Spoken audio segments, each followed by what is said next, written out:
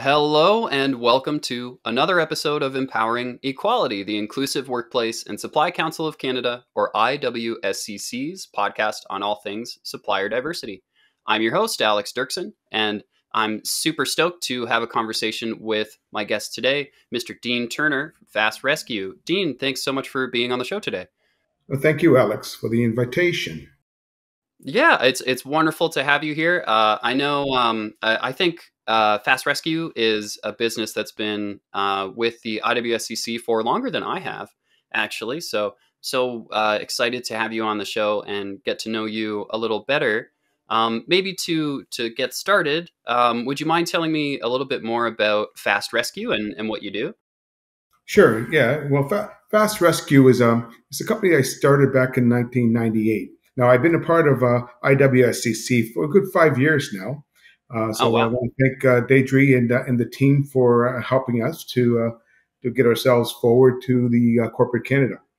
Now, about Fast Rescue, when I served in the military for 22 years, and when I was in the military, part of my role was training soldiers, training them to do the overseas duties. When we Okay. went over, I think it was back in the early 90s.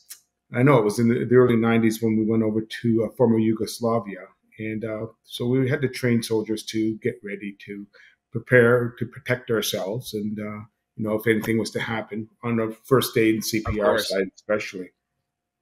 So that's what got me started into the safety side of things.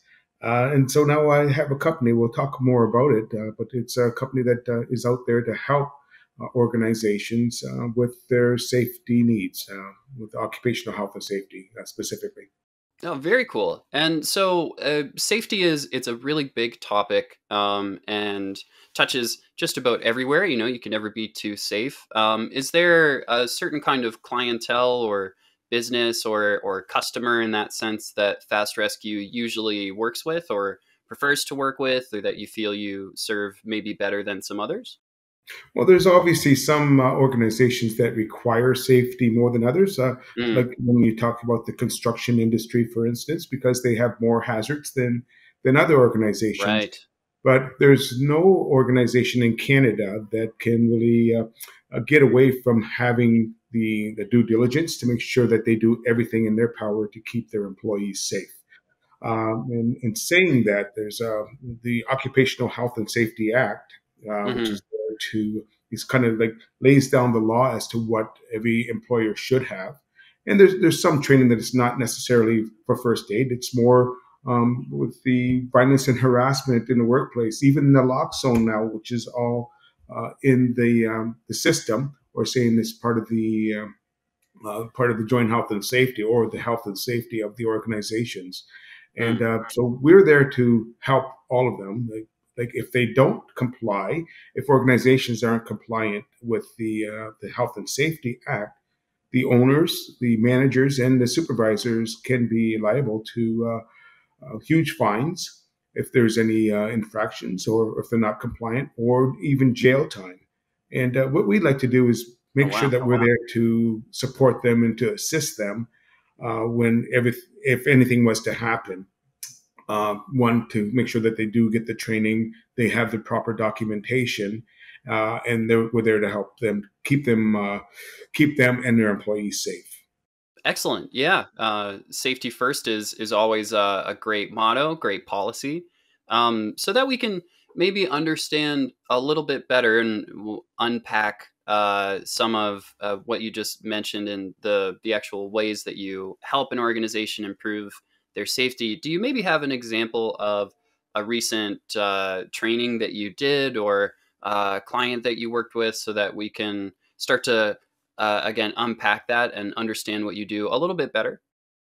Well, I won't give you any specific client, but I'll just talk to you more of Sure. our methodology, because they come from all different sectors. Hmm. Everyone is subject to the same rules and regulations. They may differ in some. Hmm. But what we do is we have our team of consultants, and we will go by and start off with the basic safety audit. And that safety audit is just to make sure that, one, you have the proper signage up, the documentation of all the training that's required. We do a safety analysis to find out what hazards are in the workplace, and are the proper guarding up, and are the individuals that are using the equipment trained on it, and do they Mm, have proper protective equipment.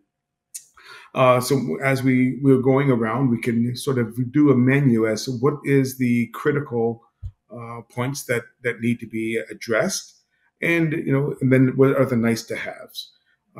We find quite often that it's the training, which would be lacking.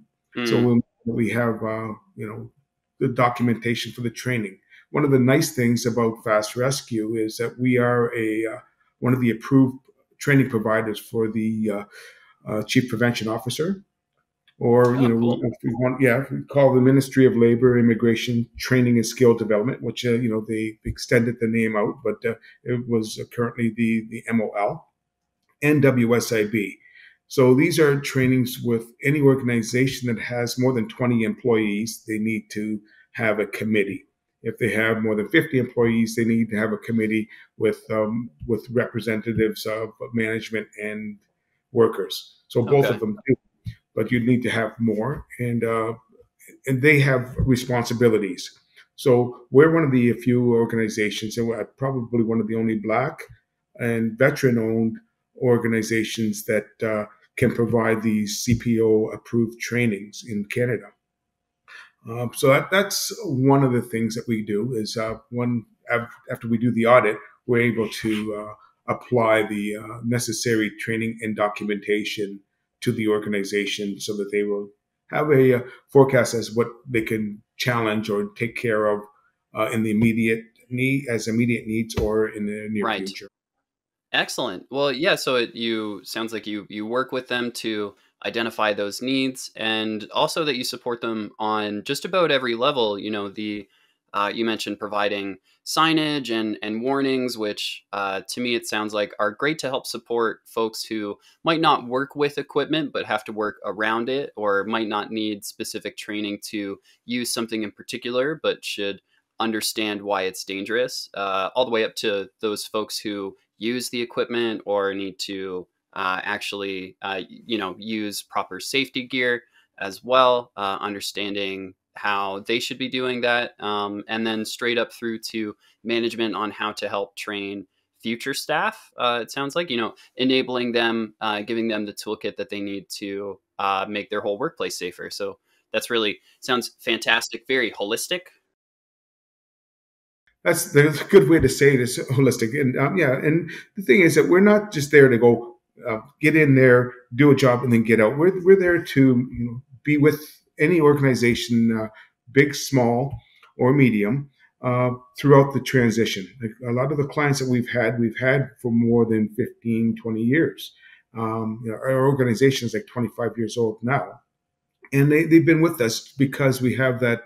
I feel the customer service is the number one thing that we do, and we're there. You phone us or you email us if you have any certain needs. We consider ourselves the one stop for any of the safety needs, for compliance, for training, for documentation, and for ongoing support. So Yeah, not right only on. do yeah, not only do we do the, and I think it's really important to understand, um, since COVID, we had a big slowdown in our face-to-face training Mm, sessions. right. However, within the construction field, and there's some other fields that were, buildings were still going up, so they were considered essential. And Fast Rescue, we were also considered one of the essential services that were supplying, uh, still doing training, not as Hmm. much. Our safety supplies, our preventive or PPE, basically, was Right. something that Right. really helped us to help organizations and ourselves as well. Yeah, that's great. Providing that's a good way to put that too. Providing support, of course, for your business during a difficult time, but also getting to help other businesses in a difficult time as well. So we've talked a little bit about Fast Rescue, but I'd love to talk about Mr. Dean Turner a little bit more. Can you tell me a little bit about how you started your business and what led you to becoming an entrepreneur. You talked a little bit about your military history. Yeah. Well, yeah. Let me. After I served my time in the military, uh, there was a the education I had. I joined when I was 17. I was quite young when I Mm, got into the military. So I didn't have an education. Well, I had education. I was a smart guy, but I just did not finish my schooling. I ended up later on in life going back to school and getting my grade 8. I think I was like 28, 29 when I finally graduated high school. But I also had the opportunity with uh, my manager in the military. He supported me, and my wife as well supported me to allow me to take uh, courses, and then I was able to go to university excellent. and starting a career. I was getting into health and safety, didn't really have any idea of what it was, but I wanted to be a nurse, but then I was steered away Oh, from okay. that. But so I got the basic training in my mind that helping people was something that I would did. That's something I was passionate about. So it sort of made it easy teaching people how to save life, and I really believe that every Canadian should know the basics on what to do in cases of emergencies. So it was something that was inside that was kind of steered my brain to say, okay, what do I want to do? I had a lot of transferable skills, but how do they match up with civilian life? I tried for jobs like in security, and I was told that no, you're overqualified, or I was just going for different places. And one thing was really important was that I didn't know how to interview. If Ah, you asked me a question, I would give you my name, rank, and serial number. That was pretty right. well it. Sounds like a, yeah, Not knowing very, very how to. different world. You don't necessarily interview to advance in the military. That's right. Yeah, if you just had, I told you enough information to say yes, I'm qualified, but not really being able to expand on uh, how I can really help an organization. It took me Hmm. quite a while to gather that, and so going back to school really helped, allowed me to settle in a little bit more, and I guess what was the key that really turned Fast Rescue, turned Dean into to driving was the need. Well, my wife was working; she had a pretty good job, and I was the house husband, so it was just making sure the kids were in school and pick them up after school and put dinner on the table. And then I would do occasional first aid classes and do some volunteer work on the side. Life was good. The golf course was across the street, and the lake was 5 minutes if I wanted to go fishing during the day. Then Shamala, my wife, said that she wasn't happy with her job and she wanted to quit. You have to think, Alex. We had a fairly new house, and we were out in Alcona, Hmm. and I said, well, that's okay, dear, if that's what you want to do. And dear, but I said, yeah, that's okay on the outside, but on the inside, my mind, my heart, and everything was going. Oh my God, what am I going to do? So we put our heads together. I said, okay, well, I could do 2 courses a week, maybe. And Shamla said, well, what if we could do more? And I said it was impossible. I was the naysayer, but between the two of us, we were able to um, fulfill that need. And so there's sometimes where we have, 10 courses going on in a day in different parts of the country. So Amazing. we have our staff, and it's not just myself and Shamla. It's really a great team that we have that helped us to be successful and them to be successful as well. Yeah, well, it sounds like maybe for some other entrepreneurs in the audience, a bit of a familiar story of finding, you have this drive in yourself, and clearly you're a very supportive guy.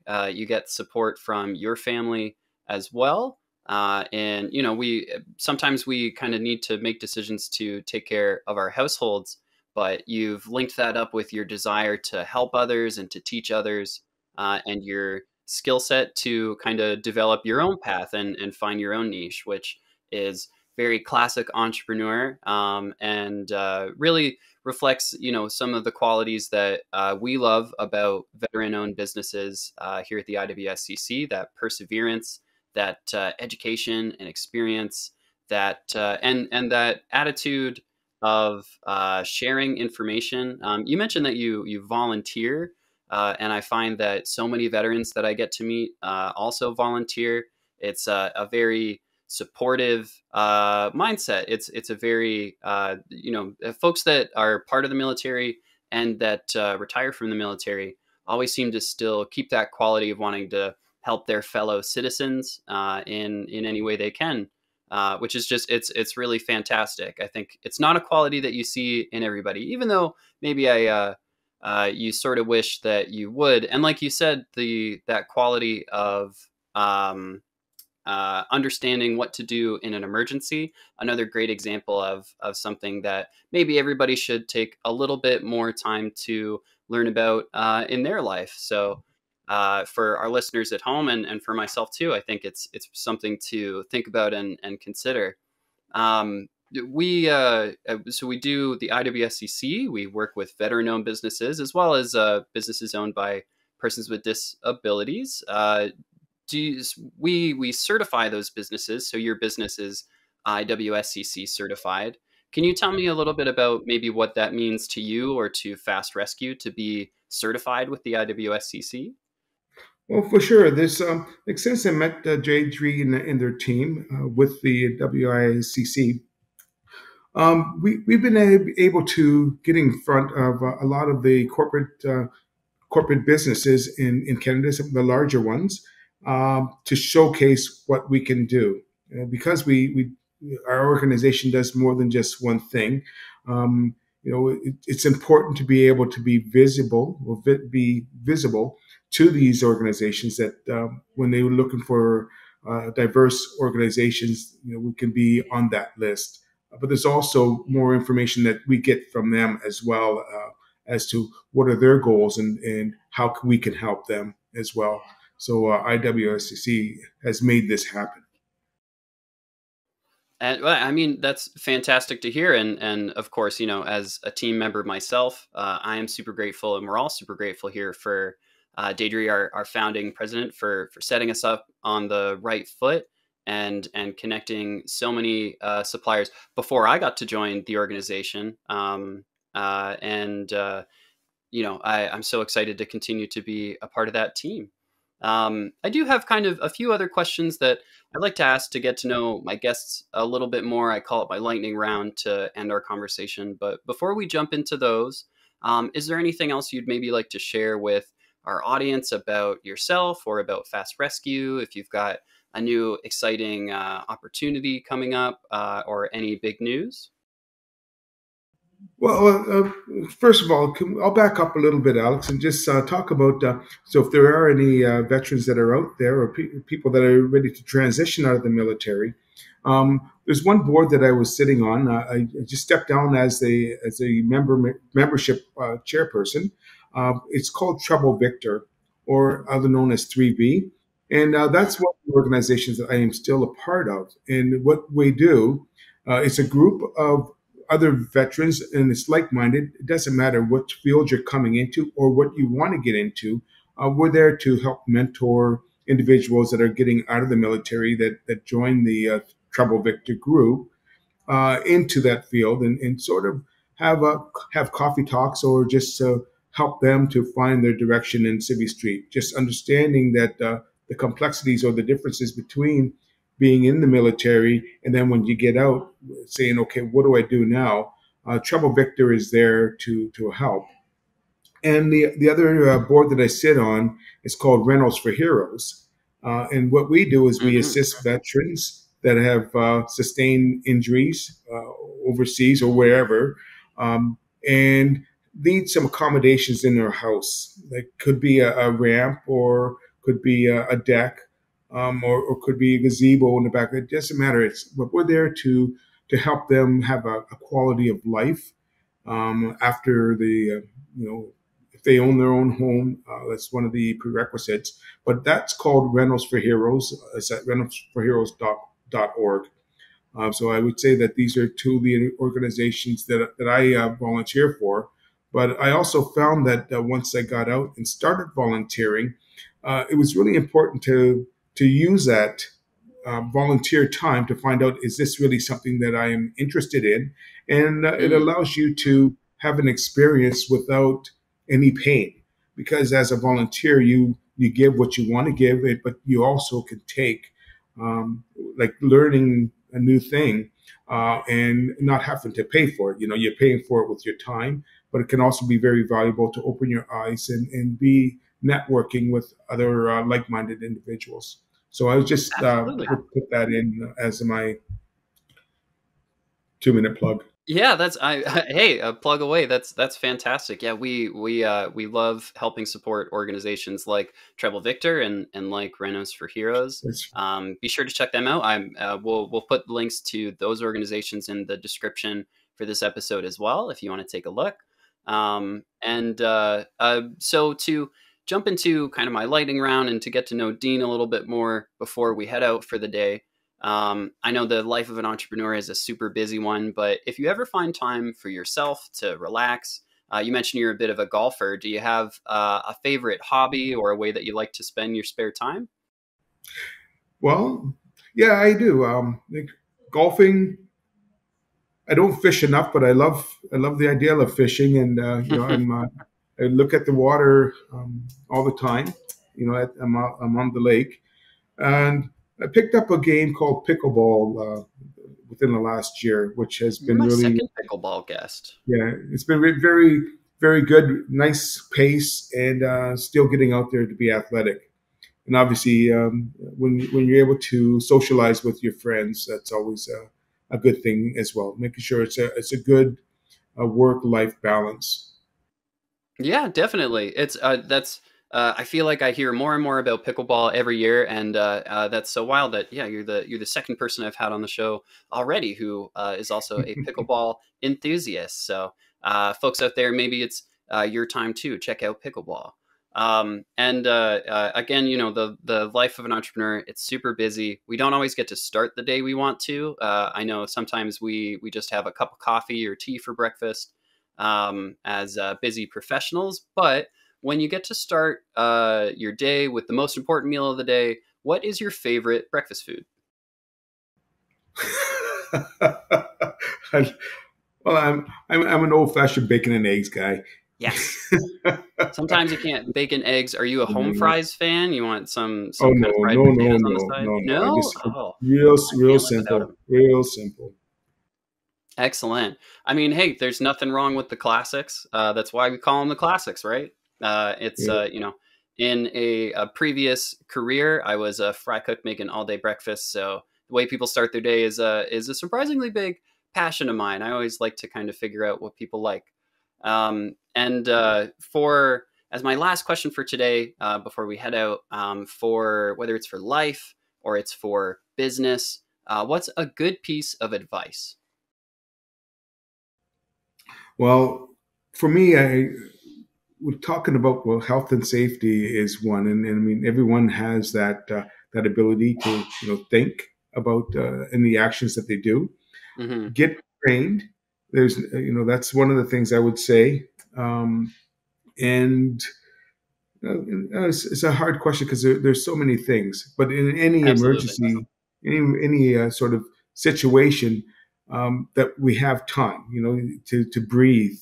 It's one of the things that would people don't they don't get it, is that if you come up to something, some adversities, and you just start responding. If your brain hasn't had a chance to really absorb it, you may get yourself into more trouble. Meaning that making sure you take a look around the scene, and but taking some deep breaths before you engage in any sort of conflict or any emergencies is something that I would say really basic, simple thing to just to start.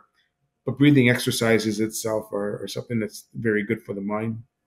Absolutely. And we've got to start somewhere, right? So I think that's a great piece of advice. Well, thank you so much for joining me on the show today, Dean. It's been wonderful to get to know you, to get to know Fast Rescue a little better.